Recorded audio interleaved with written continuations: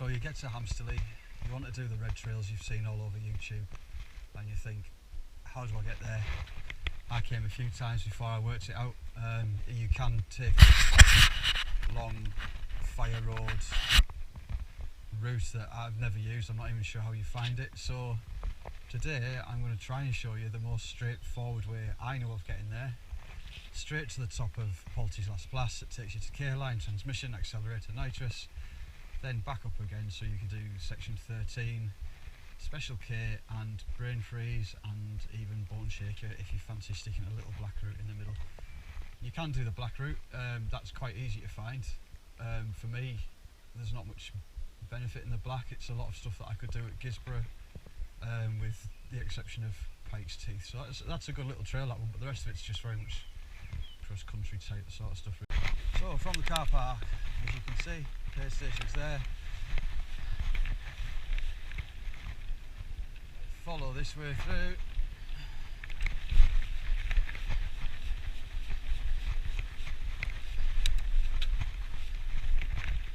Next to the stream, and you come through this little picnic area.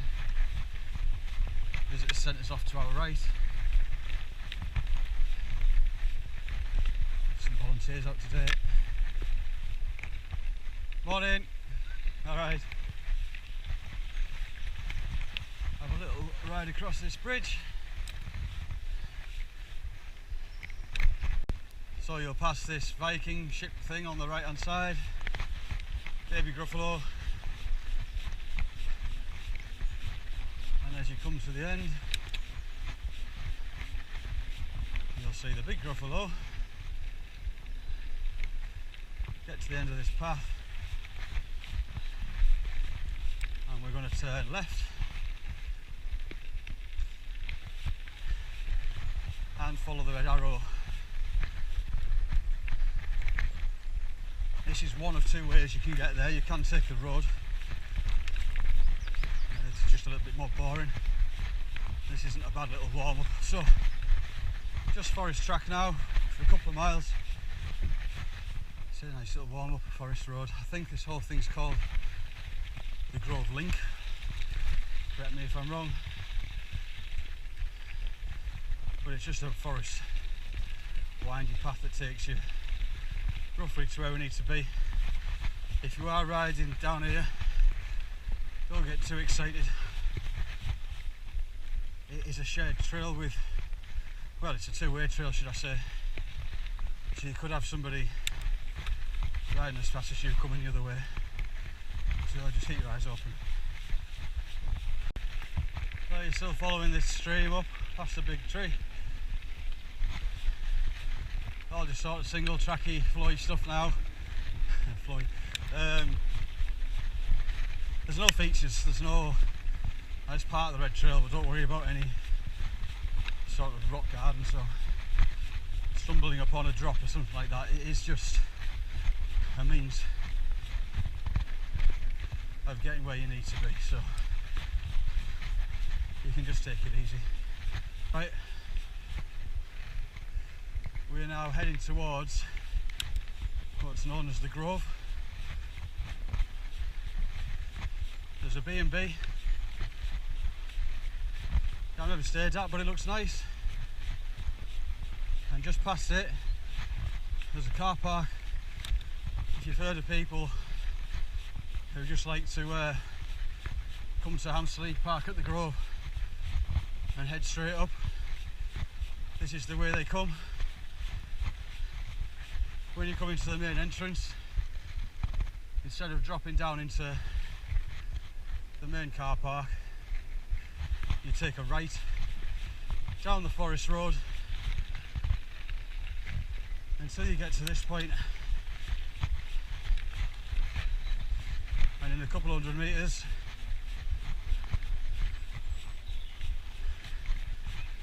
we'll see the car park a lot of people stop at. For the route I'm going to take you on,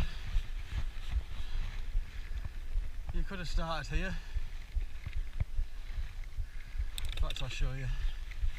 You could have started here and headed straight up the hill, but for me, you're just straight into a climb with no warm up, and it's quite tiring.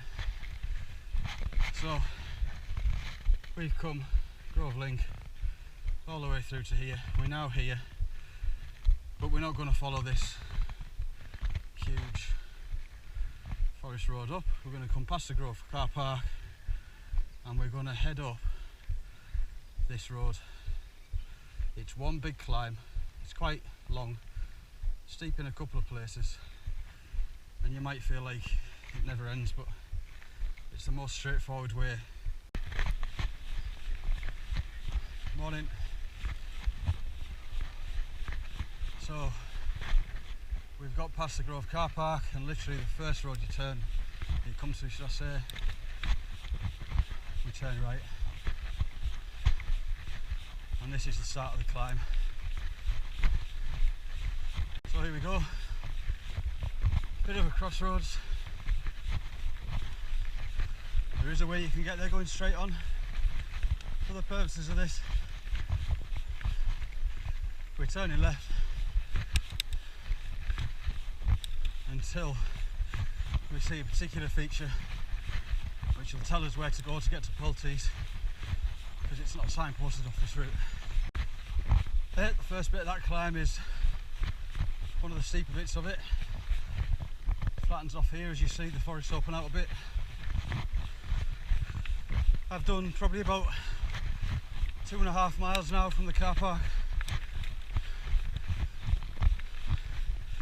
20 minutes ish.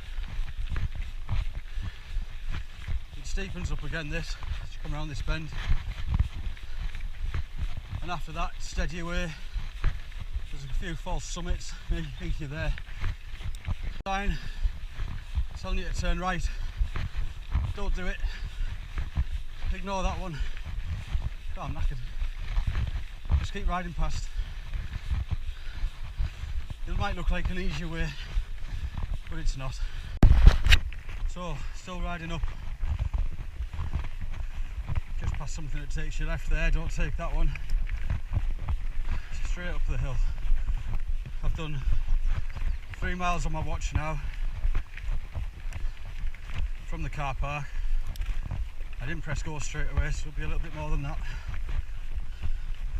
30 minutes and 550 feet. There's another summit here. I don't think this is the one. I think this is a false one, and it's the one after that where you'll see a little feature to show you that that's where you need to drop down into Polty's. Right, here we go. I think I'm up. I'll soon tell you. Yes. On your left hand side you'll see that big rock thing, and on the right hand side you'll see a post. From this side it doesn't tell you anything, but when you turn around